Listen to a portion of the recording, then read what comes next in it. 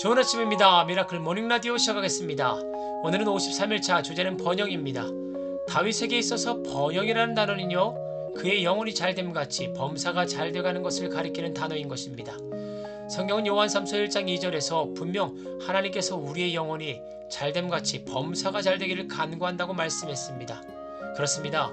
하나님께서는요, 저와 여러분들의 영과 육이 모두 강건하기를 원하시는 참으로 좋으신 하나님이신 줄 믿으시기 바랍니다. 그런데 그 번영에는 원리가 있습니다. 번영이 주어지려면 반드시 어려움이 따른다는 것입니다.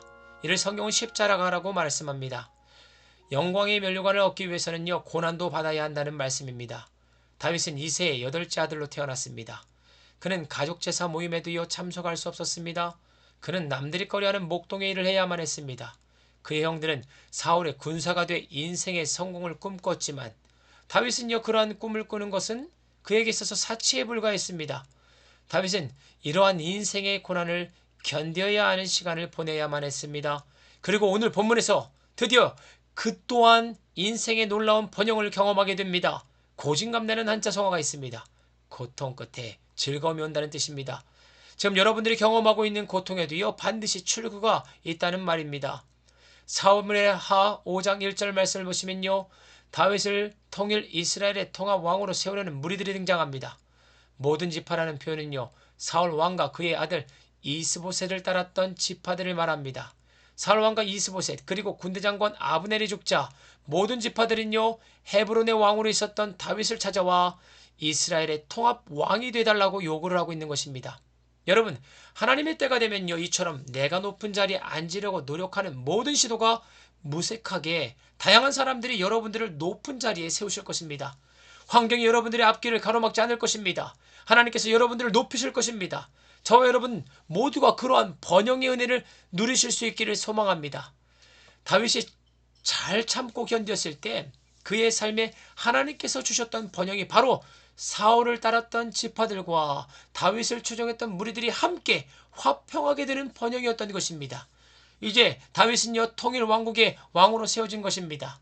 목동으로, 골리앗과 싸워 이긴 장수로, 사울 왕이 피해야 하는 도망자로, 살아남기 위해 스스로 낮춰야 했던 그 긴 시간을 뒤로하고 이제 다윗은요, 번영의 가도에 오르게 되는 것입니다. 사무엘하 5장 6절 말씀을 보시겠습니다. 예루살렘으로 가서 그 땅 주민 여부스 사람을 치료하매라고 말씀합니다. 통일 왕국의 왕이 되기 위해서는 땅을 차지해야 했습니다. 그 땅이 바로 예루살렘 성이었습니다. 예루살렘 성은 난공불락의 성이었습니다. 성벽은 높고 그 두께가 두꺼웠을 뿐 아니라 성벽 아래로는요, 낙차가 큰 비탈길이 있어 적들이 접근하기 어려운 천연 요새였던 것입니다. 그래서 그 예루살렘 성전에 거주했던 여부수족은요, 다윗을 이와 같이 비난했습니다. 6절 하반절의 말씀입니다. 내가 결코 이리로 들어오지 못하리라. 맹인과 다리저는 자라도 너를 물리치리라. 이 말씀은요, 예루살렘 성이 천연 요새였기 때문에 그 성을 지키는 파수꾼으로 맹인이나 다리 저는 사람을 세워놓아도 다윗 너는 이 성 안으로 들어올 수 없다 말하고 있는 것입니다. 한마디로 말해 다윗을 조롱하고 있는 것입니다. 여러분, 하나님께서 고난의 시절을 믿음을 가지고 인내한 사람들에게는요, 이와 같은 불가항력적인 환경마저도 여시는 번영을 주십니다. 예루살렘 성이 아무리 난공불락의 성이었다 해도요, 그 성에는 단점이 하나 있었습니다. 그것은 그 성 안에 물이 없었다는 것입니다. 물은 성 밖에서 가져와야 했던 것입니다. 그래서 그들은요, 지하를 뚫어 수로를 만들어 그 성을 통해 물을 가져왔던 것입니다. 하나님께서는요, 다윗에게 그 사실을 알게 하셨고 결국 다윗은요, 군사들을 수로로 투입시켜 예루살렘 성을 점령하였던 것입니다. 여러분, 환난 앞에서 기도하시기 바랍니다. 하나님께서 반드시 크고 비밀한 일들을 여러분들에게 보이셔서 세상의 지혜로는요, 절대 할 수 없고 해결할 수 없는 그 문제를 해결하도록 하시는 번영을 여러분들에게 주실 줄 믿습니다. 11절 말씀을 보시면요, 두로왕 히람이 다윗의 명성을 듣고 백향목과 목수와 석수를 보내오는 것을 볼 수 있습니다. 성공과는 상관없었던 인생에 찾아온 놀라운 축복인 것입니다. 21에서 25절은요, 다윗이 블레셋 군대와 전투에서 승리하는 모습을 볼 수 있게 됩니다.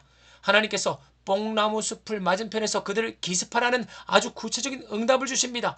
다윗의 인생의 가장 큰 번영은요, 하나님의 음성이 아주 뚜렷하게 들려오는 번영이었던 것입니다. 그런데 그 번영의 가도에 있을 때 우리가 조심해야 할 게 있습니다. 그것은 하나님을 의지하는 자리에서 이탈하지 않는 것입니다. 13절 말씀입니다. 다윗이 헤브론에서 올라온 후에 예루살렘에서 처첩들을 더 두었다라고 말씀합니다. 신명기 17장 14절에서 20절 말씀을 읽어보시면요, 왕은 여인을 많이 두지 말라는 말씀이 있습니다.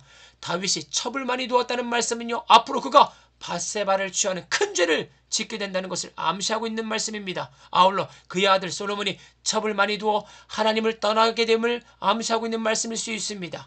여러분, 하나님께서 주시는 번영은요, 나와 남에게 그리고 교회와 세상에 나누고 베푸는 자리에서 설 수 있도록 하신 하나님의 축복임을 기억하고 절대 하나님 외에 다른 것들을 의지하지 않는 저와 여러분들의 삶이 되기를 소망합니다. 여러분, 하루 3분으로 기적의 하루를 만드세요. 오늘 찬양은요, 조수진이 부릅니다. 야베스의 기도. 원컨대 주께서 나에게 복에 복을 더하사